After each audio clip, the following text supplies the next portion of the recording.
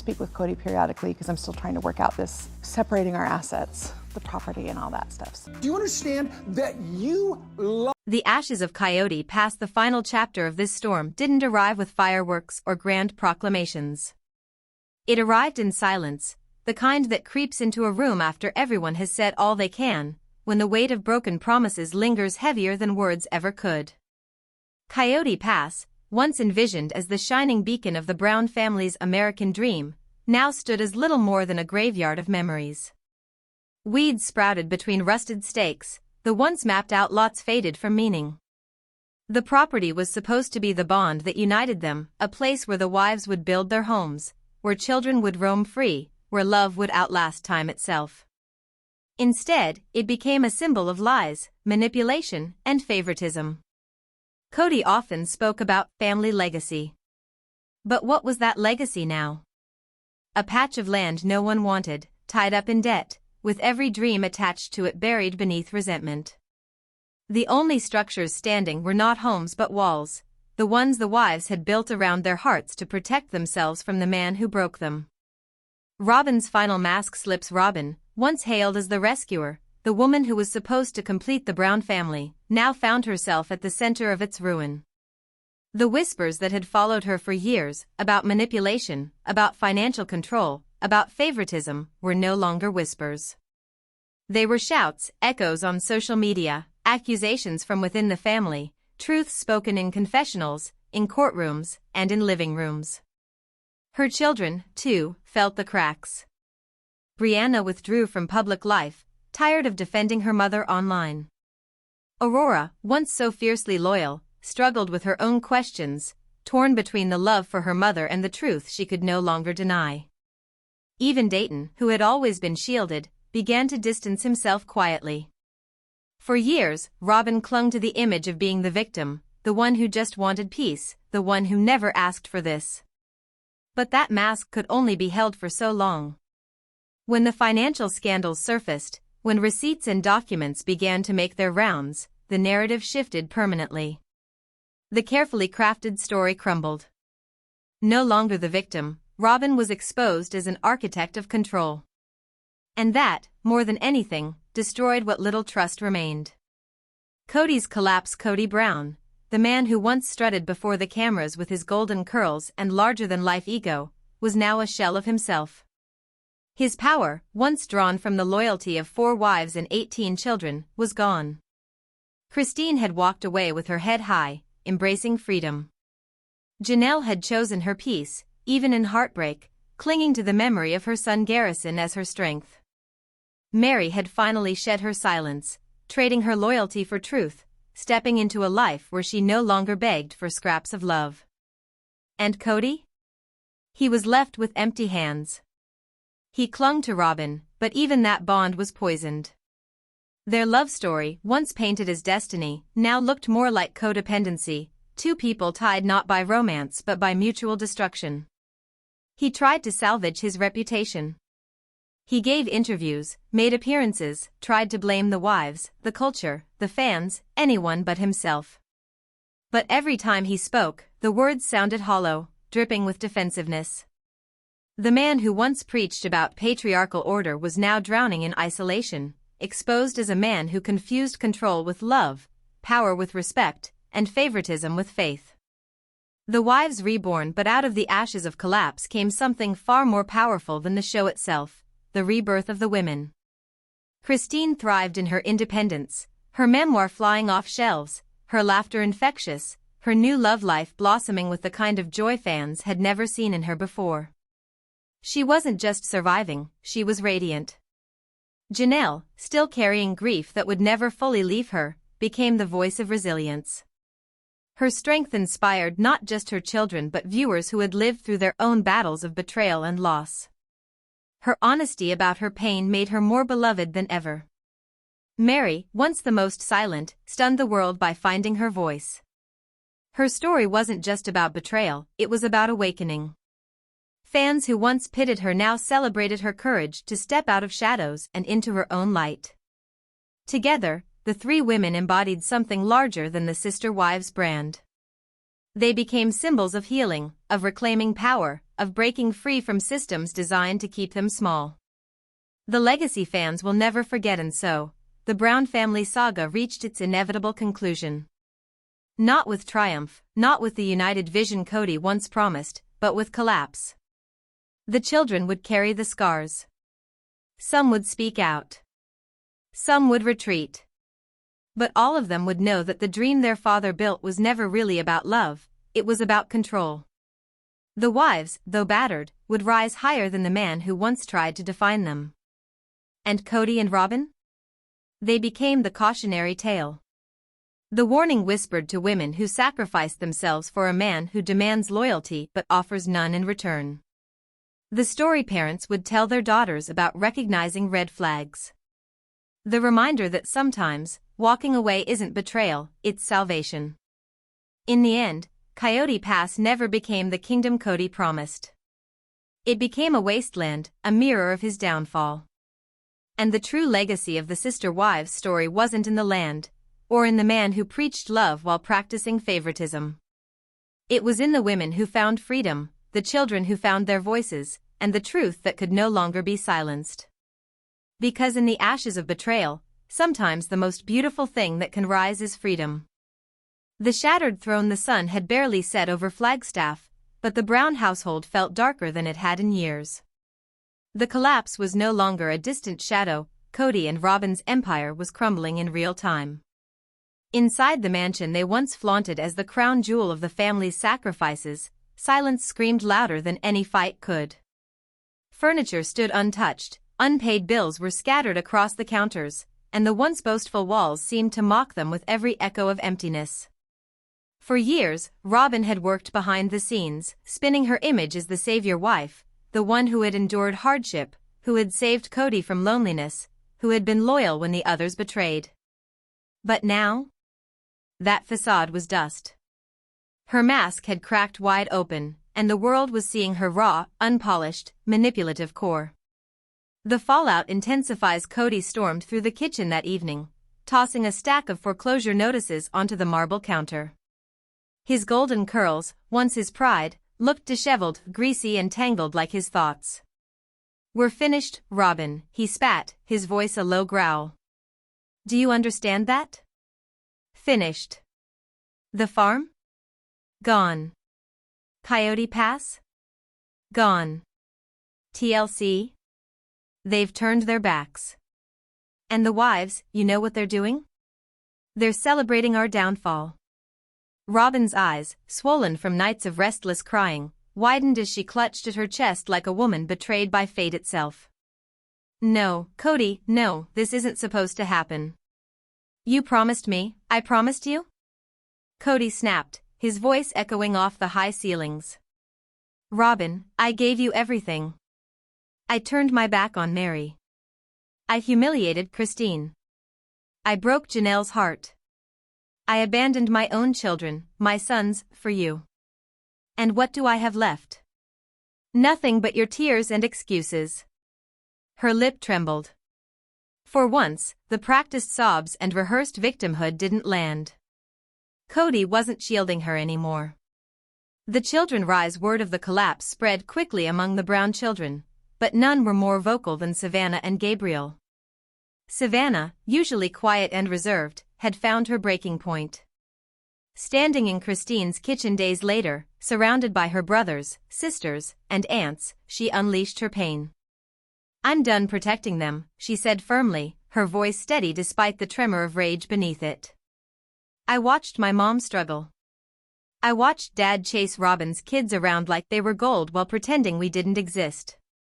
And now that it's all falling apart, we're supposed to feel bad for them? No. Not anymore." Gabriel's jaw clenched, his eyes burning with the same anger that had nearly destroyed him before. "He doesn't get to come crawling back when it's convenient," Gabriel said. "He chose her. He chose them. And now that the throne is gone, now that the farm is rotting, he thinks he can rewrite history? No. He made his choice. And I made mine." Christine reached over, squeezing Savannah's hand. Meri, who sat quietly at the corner of the table, wiped away tears as she listened. Janelle's face remained strong, though her heart ached with pride and grief. Her children, the ones Kody dismissed, neglected, and punished with his absence, were finally finding their voices. Robyn's desperation meanwhile, back in the mansion, Robyn spiraled. She sat on the floor of the empty living room, surrounded by unpaid utility bills and a handful of family photos she clutched like holy relics. "I did this for us," she whispered to herself, rocking back and forth. "I protected you, Kody. I protected all of us from the others. I kept the show alive. I sacrificed my name, my image, everything, for us." But the more she muttered, the clearer the truth became. She wasn't speaking to Kody anymore. She was pleading with herself, trying to stitch together a narrative where she wasn't the architect of her own undoing. Kody, watching her from across the room, didn't feel pity. He felt rage. "You played the martyr for too long," he hissed. "And now they all see you for what you are. Manipulative. Controlling. Greedy. The victim mask doesn't work anymore, Robyn. The kids hate you. The wives hate you. And for the first time, I think I hate you, too." Her sob cracked into a scream. Meri speaks the next day. A shockwave hit the fanbase. Meri, silent for years, loyal despite rejection, finally broke. In a live interview streamed online, her voice was calm but heavy, like someone who had carried a burden for too long. "For over a decade, I believed if I stayed quiet, if I remained loyal, if I didn't challenge their story, maybe one day I'd be valued again," she confessed. "But the truth is, loyalty meant nothing. I wasn't loved. I wasn't respected. I wasn't even seen." She paused, her voice trembling as her eyes filled with tears. "And I'll say this now," Robyn knew. She knew the promises Kody made me. She knew the sacrifices I made. And she used them. She used me, and she smiled while doing it. That's the part that hurts the most. The internet exploded. Fans who once pitted Robyn turned their anger squarely on her. Hashtags trended, dragging her name through the mud, while Meri, once seen as the silent victim, was now being lifted as a woman of quiet strength and survival. The shattered throne, the symbolism wasn't lost on anyone. Kody and Robyn had spent years painting themselves as the king and queen of a modern polygamist kingdom. But kingdoms built on betrayal, lies, and favoritism always collapse. Now, they weren't monarchs. They were exiles, sitting in the ruins of their own making. The wives they scorned had built new lives filled with love, freedom, and healing. The children they abandoned had found strength in truth and solidarity. And the fans, once fooled by staged tears, now saw Robyn for who she truly was, not the victim, but the villain. For Kody and Robyn, there was no recovery. The shattered throne lay in pieces, and the family had finally turned its back on them for good. The collapse behind closed doors. The Brown household, once held together by the illusion of faith, unity, and family, was now nothing more than a fragile skeleton of what it once claimed to be. The cameras had stopped rolling for the night, but the drama never truly stopped. Behind closed doors, the silence between Kody and Robyn had become suffocating. They sat in their oversized Flagstaff home, surrounded by boxes of unpaid bills, mountains of clutter, and the haunting emptiness of children who had grown tired of watching their parents implode. Kody paced like a caged animal, muttering under his breath about loyalty, betrayal, and how everyone had turned against him. Robyn, once the orchestrator of his favor and the woman who convinced him that she was his last chance at true love, was now unraveling under the weight of her own lies. She sat at the kitchen table, scrolling through endless comments on social media. Every post about her was venom. Every video, every tweet, every article painted her as the manipulator, the destroyer, the final crack in the Brown empire. The sobbing wife act that had once bought her sympathy was no longer working. America had seen through her tears. "Why do they hate me so much?" she whispered, voice cracking, more to herself than to Kody. Kody slammed his fist against the counter. "Because they don't understand polygamy. They don't understand sacrifice. They don't understand me. His voice echoed through the hollow house, but even he didn't sound convinced. The truth was, he knew. Deep down, he knew exactly why the world had turned. Because while Christine, Janelle, and even Meri had begun telling their truths, showing the scars he left behind, he and Robyn had only spun lies. And now, the lies had finally caught fire. The children's awakening, but the collapse wasn't just financial, and it wasn't just about public image. The deepest cracks were in the relationships that mattered most, the children. One by one, the kids had begun peeling away from Kody and Robyn's orbit. Gabriel refused to answer his father's calls. Garrison's absence, even in memory, hung like a storm cloud over every conversation. Logan, the eldest, had taken it upon himself to quietly become the father figure his siblings needed, stepping in where Kody had failed. And then there was Savannah. Sweet, quiet Savannah, Janelle's youngest, who had once been too shy to speak up, now found her voice. At a recent family dinner at Christine's house, with Meri and Janelle both present, Savannah broke down in tears. "I tried, Mom," she whispered to Janelle, her face red and swollen from crying.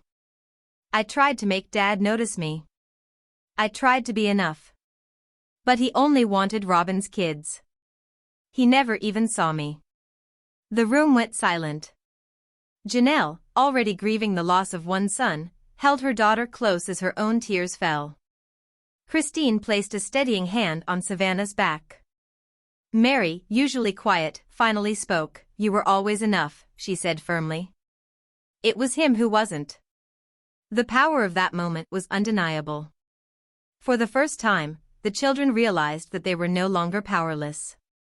That the cycle of neglect, favoritism, and emotional manipulation could end with them. They would no longer allow Kody, or Robyn, to control the narrative. TLC's calculated move. Meanwhile, behind the scenes, TLC was watching everything unfold with cold calculation. Executives had been worried about the ratings dip after years of repetitive drama, but now they had been handed a goldmine. The collapse of Kody and Robyn wasn't just content. It was history. Word spread that the network was already developing a spin-off, this time centering on Christine, Janelle, Meri, and the children, the women who had broken free. The working title whispered in boardrooms was Breaking Free, Life Beyond Sister Wives. And while Kody and Robyn spiraled into self-destruction, TLC quietly shifted resources away from them. The future of the franchise no longer belonged to the patriarch and his favorite wife. It belonged to the women who had been brave enough to walk away. Robyn's final gambit, but Robyn wasn't ready to give up. In her desperation, she came up with a plan. If she could just win the public back, if she could just cry one more time, maybe, just maybe, the narrative could be reversed. She arranged a live stream. A raw, unfiltered conversation with her fans. But the moment the camera turned on, it all went wrong.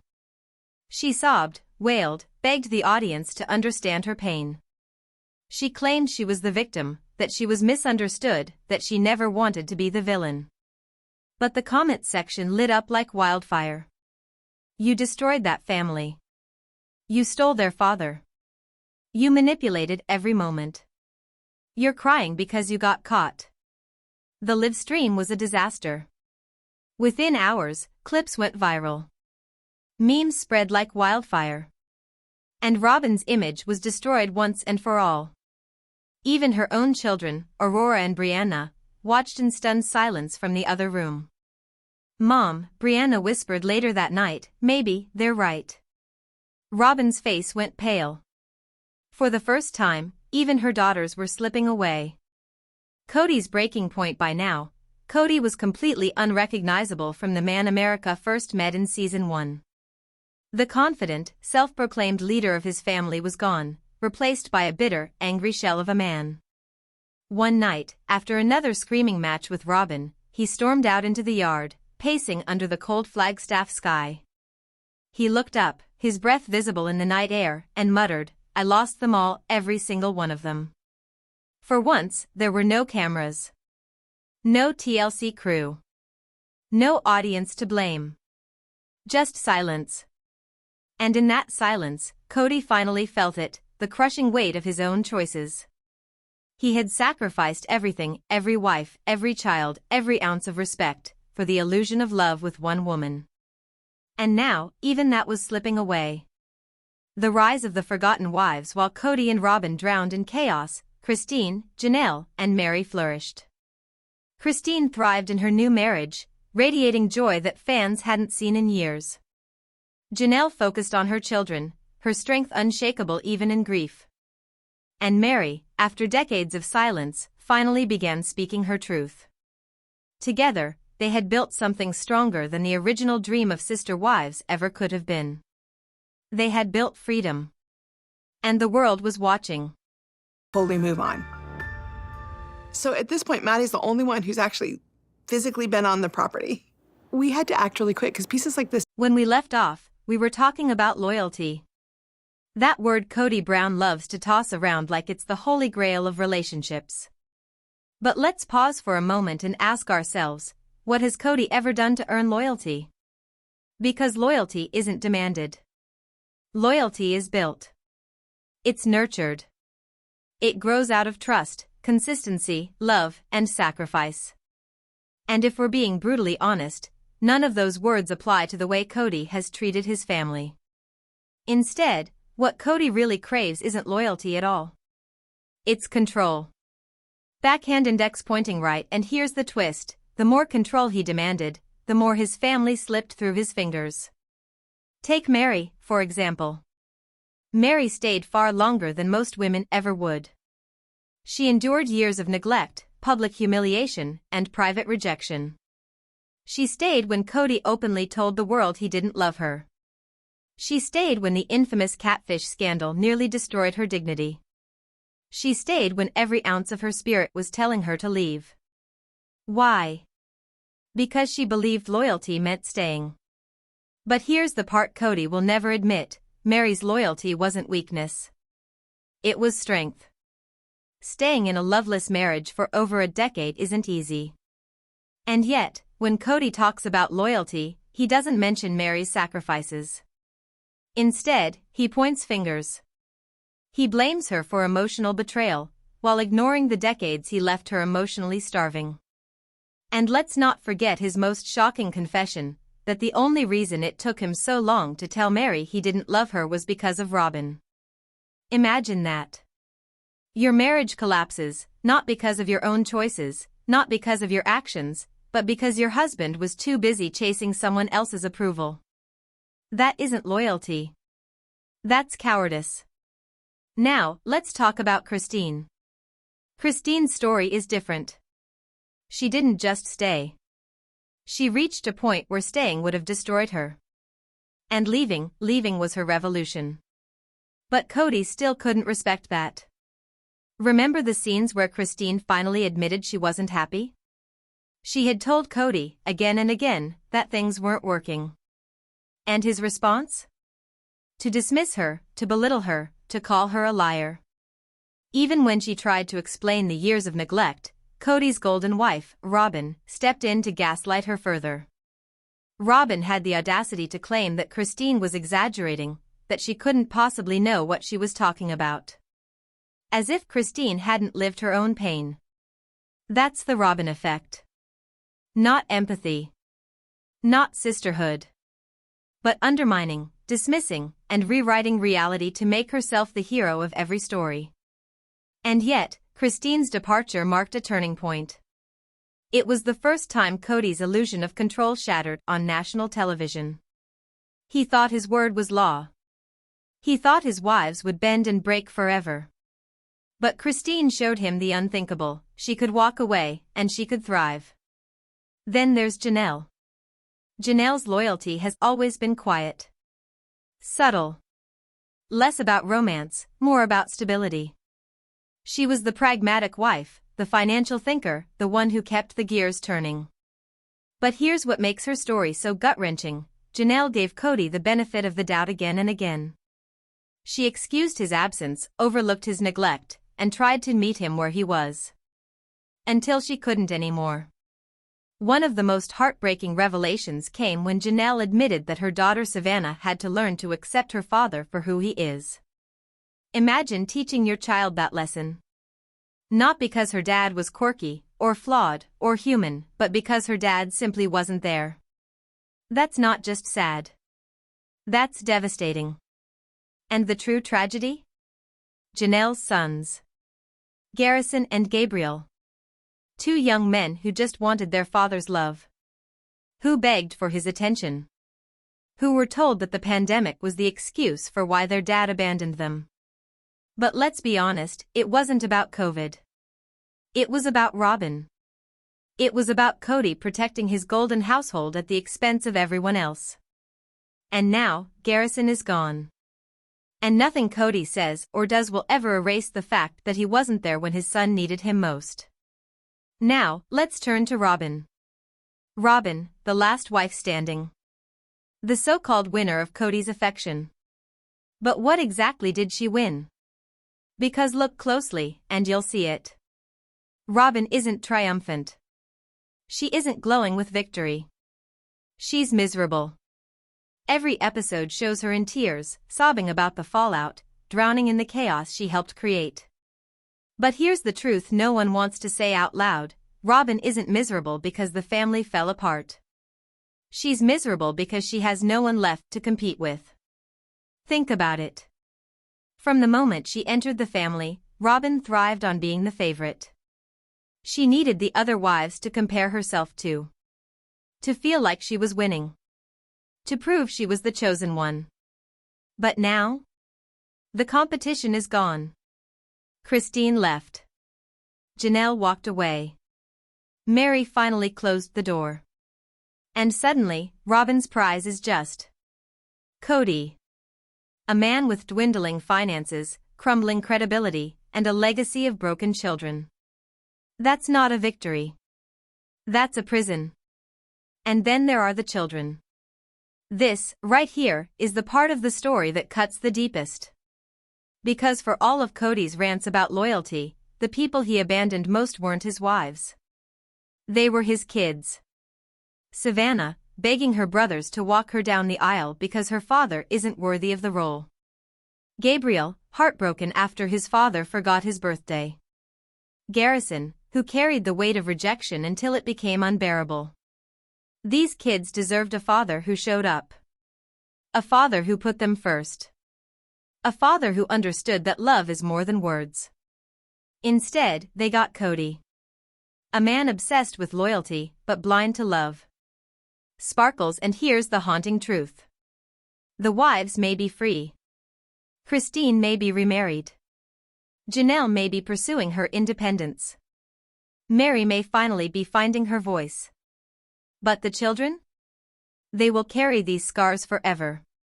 Because while the show frames this as a story about broken marriages and failed polygamy, the real story is about the children who grew up in the wreckage of a man's pride.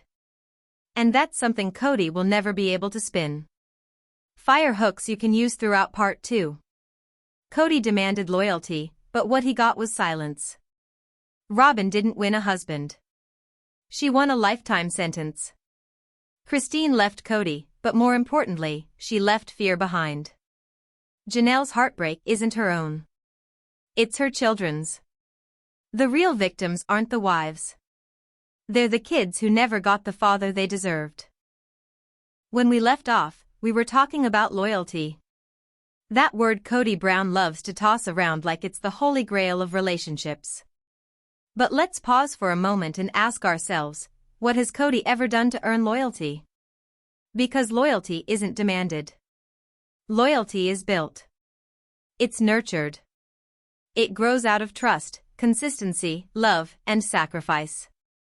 And if we're being brutally honest, none of those words apply to the way Kody has treated his family. Instead, what Kody really craves isn't loyalty at all. It's control. Backhand index pointing right, and here's the twist: the more control he demanded, the more his family slipped through his fingers. Take Meri, for example. Meri stayed far longer than most women ever would. She endured years of neglect, public humiliation, and private rejection. She stayed when Kody openly told the world he didn't love her. She stayed when the infamous catfish scandal nearly destroyed her dignity. She stayed when every ounce of her spirit was telling her to leave. Why? Because she believed loyalty meant staying. But here's the part Kody will never admit: Meri's loyalty wasn't weakness. It was strength. Staying in a loveless marriage for over a decade isn't easy. And yet, when Kody talks about loyalty, he doesn't mention Meri's sacrifices. Instead, he points fingers. He blames her for emotional betrayal, while ignoring the decades he left her emotionally starving. And let's not forget his most shocking confession, that the only reason it took him so long to tell Meri he didn't love her was because of Robyn. Imagine that.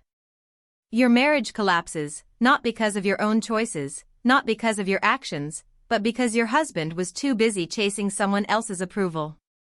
That isn't loyalty. That's cowardice. Now, let's talk about Christine. Christine's story is different. She didn't just stay. She reached a point where staying would have destroyed her. And leaving was her revolution. But Kody still couldn't respect that. Remember the scenes where Christine finally admitted she wasn't happy? She had told Kody, again and again, that things weren't working. And his response? To dismiss her, to belittle her, to call her a liar. Even when she tried to explain the years of neglect, Kody's golden wife, Robyn, stepped in to gaslight her further. Robyn had the audacity to claim that Christine was exaggerating, that she couldn't possibly know what she was talking about. As if Christine hadn't lived her own pain. That's the Robyn effect. Not empathy. Not sisterhood. But undermining, dismissing, and rewriting reality to make herself the hero of every story. And yet, Christine's departure marked a turning point. It was the first time Kody's illusion of control shattered on national television. He thought his word was law. He thought his wives would bend and break forever. But Christine showed him the unthinkable: she could walk away, and she could thrive. Then there's Janelle. Janelle's loyalty has always been quiet. Subtle. Less about romance, more about stability. She was the pragmatic wife, the financial thinker, the one who kept the gears turning. But here's what makes her story so gut-wrenching: Janelle gave Kody the benefit of the doubt again and again. She excused his absence, overlooked his neglect, and tried to meet him where he was. Until she couldn't anymore. One of the most heartbreaking revelations came when Janelle admitted that her daughter Savannah had to learn to accept her father for who he is. Imagine teaching your child that lesson. Not because her dad was quirky, or flawed, or human, but because her dad simply wasn't there. That's not just sad. That's devastating. And the true tragedy? Janelle's sons. Garrison and Gabriel. Two young men who just wanted their father's love. Who begged for his attention. Who were told that the pandemic was the excuse for why their dad abandoned them. But let's be honest, it wasn't about COVID. It was about Robyn. It was about Kody protecting his golden household at the expense of everyone else. And now, Garrison is gone. And nothing Kody says or does will ever erase the fact that he wasn't there when his son needed